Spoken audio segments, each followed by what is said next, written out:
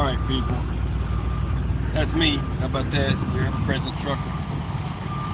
I want y'all to see something real quick, and then I'm going to tell y'all what I can about what's going on, about what I know.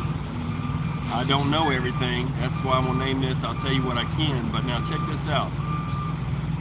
You are being given a new tax. This new tax will be implemented starting today. It's going to cost you $20 a night to sleep. That is your sleeping tax. Just to park somewhere. Or maybe it's $25. Let's see.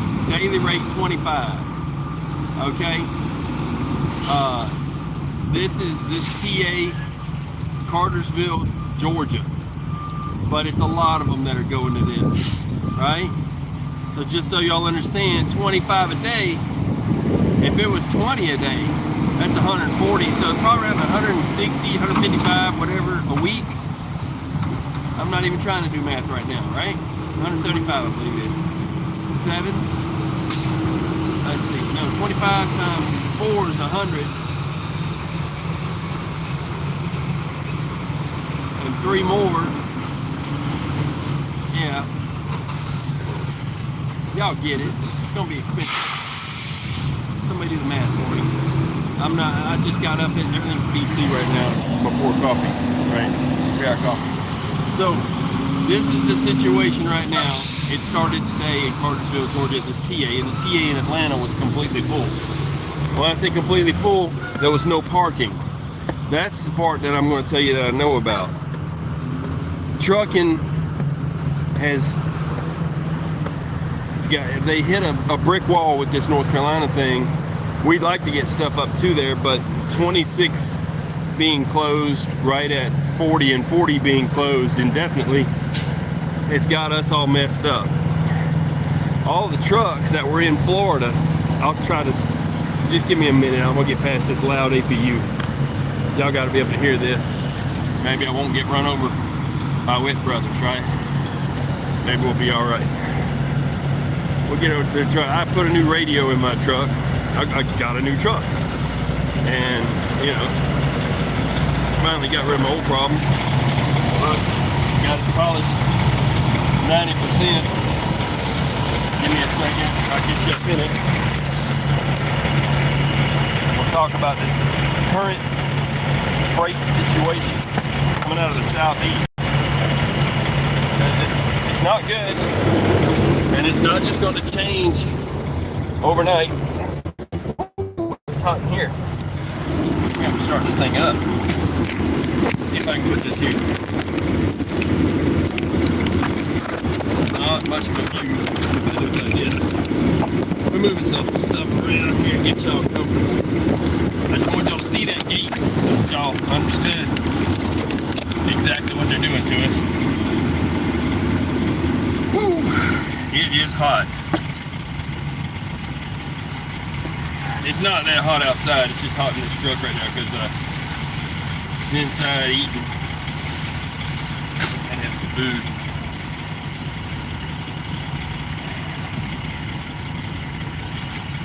I done walked about 3 or 4 times. You'd think I was used to it by now. But, alright, that side's going to definitely have to be. I just got to cool this thing off as quickly as I know how, so I'm going to do some adjustment on this, get y'all set up. But the freight situation though, like I was trying to say, is it's all sketchy right now about Georgia, and it ain't gonna change. And North Carolina, South Carolina. So hang tight here. We'll get this mount situation going on here. Y'all take a walk with me. Get with me, people. Alright.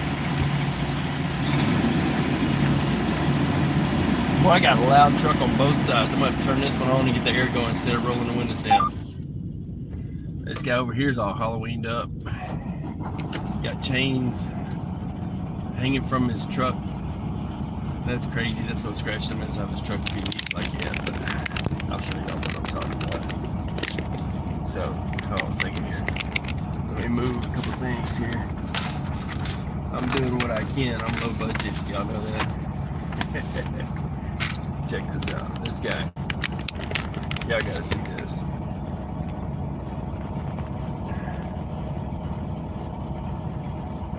He's got a spider on his mirror and this chain hanging down. I just had to show that.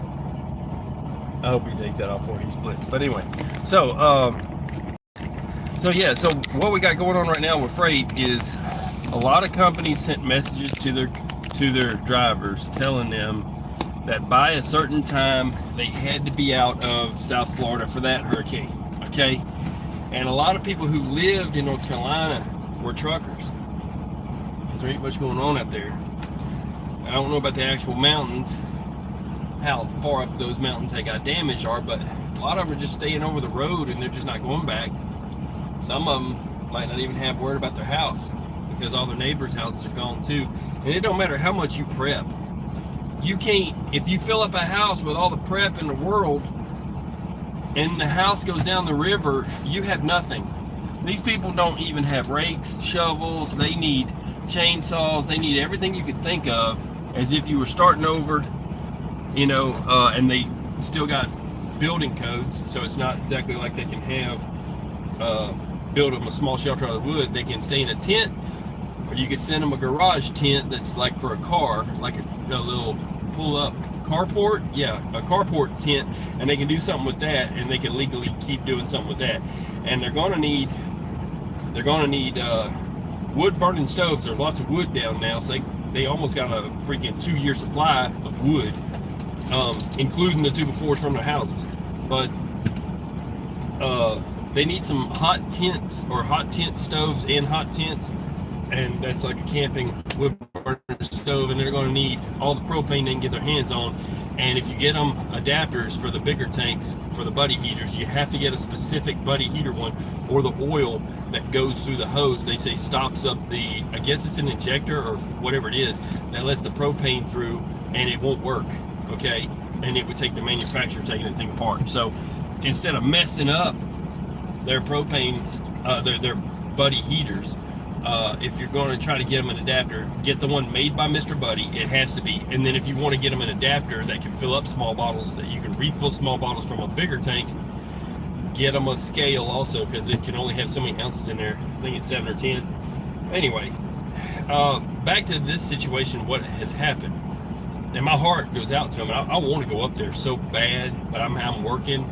I'm trying to dig myself out of my own problems that I've had forced upon me, you know, restarting my life. So that's where I'm at. But I'm making a plan to possibly help out. And anyway, so the freight right now though is like this. All of the trucks that came up out of Florida did not go back down, and now Georgia freight is basically tied up. I mean, the company I'm leased to has already told they will dead hit you 600 miles out of Georgia, okay, to get to another load, already knowing that they're oversaturated. They got more trucks down here than they can deal with. Every company's down here. The ones out of North Carolina stayed, you know, west of South Carolina, North Carolina. So basically, once you get past the east side of Georgia, ain't nothing much going on, because it's all covered up. It's all taken care of. It's not that there's less companies doing work and needing stuff moved. It's that there's more drivers than they need in that area. So I would say, for now, stay out of Southeast as far as a trucker, as far as owner-operator. If you're a company driver and you got a route, run your route. I'm saying, though, that right now, too, I was running with a guy the other night that's actually from up there in North Carolina. He said, the only way I know how to get home, the way I'm routing, he's going all the way down to Georgia. He's cutting over on 285. We're talking 75 south, 285 over, and 20 east to go into North Carolina, just to get up to where his terminal in his house is, or whatever, up there. And so he used to run like I used to run. Everybody did 40 across. When it was stick shift, it was difficult. Now we got automatics, it's a little easier, but nobody really wanted to run the gorge of 40. But from Knoxville, Tennessee, a lot of freight moved from Knoxville, Tennessee over to Asheville, North Carolina, and Columbia, South Carolina, and down to North Carolina, and we brought food down there to. I used to haul a lot of food down to. I have to think of Tar Heel, North Carolina, and from Tar Heel, North Carolina, the route was to go 26. Well, 26 is shut down, and 40 is shut down indefinitely. I wouldn't get no 18-wheeler across that thing for a long, long time. So anyway, that's going on. If anybody has any more intel, you can share it. But for right now, it's almost like losing half the country, because they trade back and forth. They take stuff from North and South Carolina that is needed in the Midwest, and then we bring stuff from the Midwest over to North Carolina. There was a whole manufacturing company that people were working at, and it got flooded and destroyed, and people died. And so that town, that whole factory's gone. So even if they're living there, they got no way to make money. They don't have ATMs to get money out. They're however many miles from whatever. They're trying to set up every mile or so some type of a like the way FEMA sets up pods, only they're calling them something else. But maybe I'll think of it in a minute. But a lot of this is being run though by just independent people volunteering their time to church organizations, and it's good to get affiliated with a church organization if you're going up there, because otherwise you're on your own, especially if you got hurt or any kind of problem or ain't nobody checking on you. You need somebody to check on you every so often, or check in, or let them know where you're going and that kind of thing, and they'll tell you if they're wanting you to work right there or what. I think a lot more is needed in the area of recon. They honestly should have sent in military from day one on that, and that's just my opinion. But because they do have UTVs, they said they couldn't get the Humvees in there, whatever. They have other stuff. It could have been done. It still could be done different. I think they need to make it a complete operation, and then just work with people like they're starting to. They are starting to, okay? But we're like, what, 14 days in now? I don't know. So as far as freight goes, it's got us, let's see, I got a comment here. Callan Blues, hi. Well, hello. So, as far as trucking right now, oh, my device is overheating. I imagine it is. So, if this thing cuts off, it cuts off. I'm going to try to, let's see, maybe I can put it in a cooler spot and we'll just go dark. Let's just go dark for a second. It is getting hot, no doubt. I'll put you in a better spot, right here, on the wheel. That's what you get for right now. So, actually, I could cool it off with the AC. Need my scale ticket to do that. Give this a second. This thing gets hot pretty quick. I need to get a new device. You might not even be able to hear me because of the AC, but I need to get a new device, and I will as soon as I can. Just time constraints. I'm under load. It's got to run. I got plenty of time on it on this one, so I'm finally able to get a new phone. All right, so that happened. Got too hot. I told y'all that might happen. All right, people. Y'all off though. So I just had it up on the dash like for a few seconds, and it got so hot. I'm gonna put the screen in front and work this out. Everything except for spilling the coffee.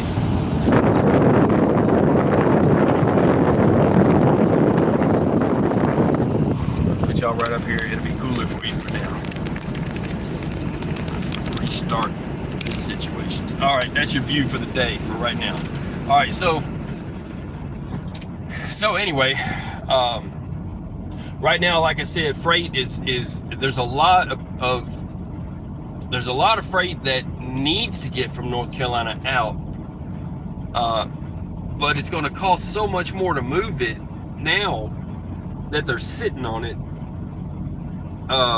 instead of running it, because it's got to go now, like I said, over to Georgia on 20 East and then up, and so they're sending what they have to, and a lot of the companies that were affected, because you're talking manpower too, and people used to drive from one county to the next for a job too, and so A lot of those factories are having issues like that.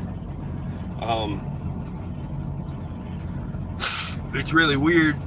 They're saying that in certain places that people are being stopped unless they have a destination person they know that they're going to, or unless they or some of them are just being stopped period from even doing relief work, when there's still people up in the mountains that's lost and that need help. They found one guy that he was buried, and man, it's just a whole big thing, and it's been days and days and days. If there's still people alive, they really do need to get to them. I mean, that should have been a long time back. I think there needs to be a different type of rescue plan that our nation uses, because our military can be there within 48 hours. Okay. FEMA is working Asheville, but there's places they haven't touched, and it's been 14 days or how many days. We need entire divisions running recon. There needs to be, it could be a good way, they can put out infrared and find people's body heat signatures and see if there's people out there. Not everybody has infrared. Not even all police departments have infrared, okay? Some of them do. There might be one person that has it. Well, all that stuff was washed away. So they need night vision and infrared on some of the helicopters that they're running up there. Even the private ones, they need to do that so they can see where the people are actually at. You can see it even through trees. Ain't nobody trying to evade nothing if they're waving their freaking arms or if they're stuck in one position. You know what I mean? So there could be a lot more done. And I like I said before, if they would rename the place Ukraine, maybe they get all the funding they needed. That's what I'm gonna say on that. Right? So these are the real people, man. You know. Anyway, and they are saying a lot of Ukrainians are actually moving up there. Well, they're going to have to do something. They're going to have to do something for the people. And I understand that there's some people up there that actually don't want people up there because they don't understand what's going on and all. There's no supply route. Like, truckers are the supply line, right? In the military, you can only advance as far as you can get your supply line. It's the oldest, one of the oldest known rules of war. The Romans started mile markers for that reason, because and they had that milestone dropper that basically dropped a stone or it counted the miles, a mile counter, and they drop a stone every mile, like we have mile markers today, so that they would know how far they had to get food to the troops, how many miles they had went out into different lands. Okay, so the Romans used mile markers. Well, we take a freaking census. Where does that information go? If you got a census of all the people, you know that there's this many people in this town. They could have run the postman. Okay, they could have asked him, hey, where's the people at that you know would need help? Which ones do you know when you go to give them mail that they're on oxygen or this or that, right? Their batteries are running out for their oxygen makers. It's a whole big mess that, honestly, if some people would put together a better plan and the government was forced to do it every time, regardless of who is in the administration and who wants to help who, okay? I'm just saying, from day one, it would become a military operation and all other help welcome. That's what they need. And they need their UTVs. They need, you know, there's even motorcycles in the Marine Corps. You could get up there with a Marine Corps motorcycle. It runs off diesel fuel. They got all the diesel fuel in the world for the military. They could run up there and run recon. It wouldn't be that big of a deal. So, they need to, every mile, set up supplies until the supplies are used up. And they need to do a grid pattern search, put up a map of all the towns that have been taken care of and all the ones that are blocked off. They're saying there's 2 other towns up there that's still blocked off completely and nobody's been up there. I'm just going to say that, you know, deer meat only lasts so long. Lack of power, that will kill everything you got in your freezer. You're just basically grilling out for 2-3 days and that's all you got. After that, it's going to be cold up there. It's going to be 30-something degrees for I don't know how long, and it's going to drop even lower. People are going to freeze to death. Even older people that have heart problems in the wintertime, if they try to camp out, they get heart attacks because their blood thickens up and it gives them the heart attack that they wouldn't have had. So yeah, it's a good hot mess. They need to maybe lower the standards of building code so that people can build whatever they need to get through this winter and actually help them. Maybe drop in. They've got a bunch of campers that I've seen that FEMA has staged down there, but I guess they're just waiting. I don't know what for. Okay.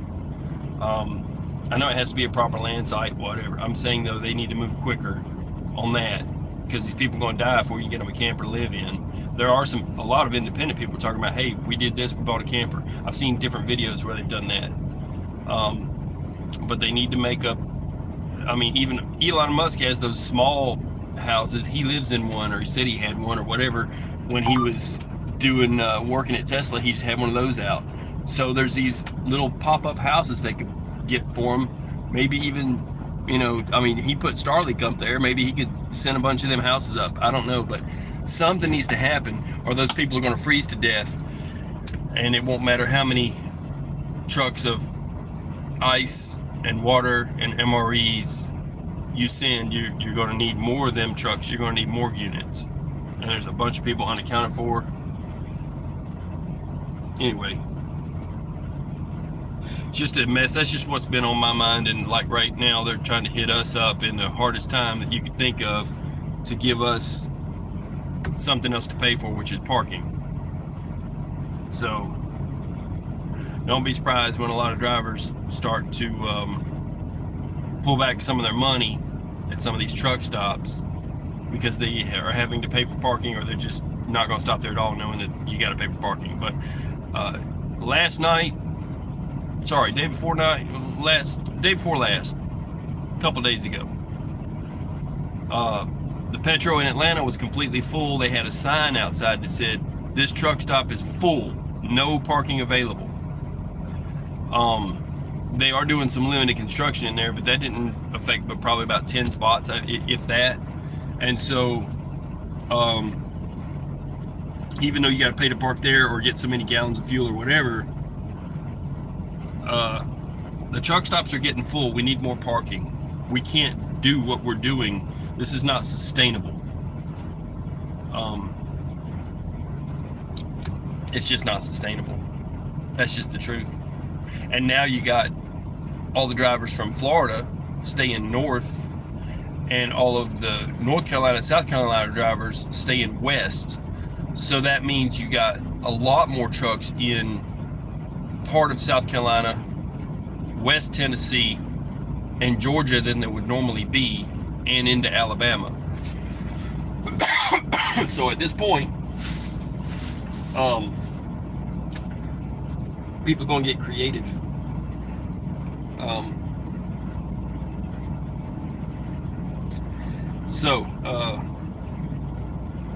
Yeah, we need more parking. That's it. We need more Love's truck stops because they don't charge.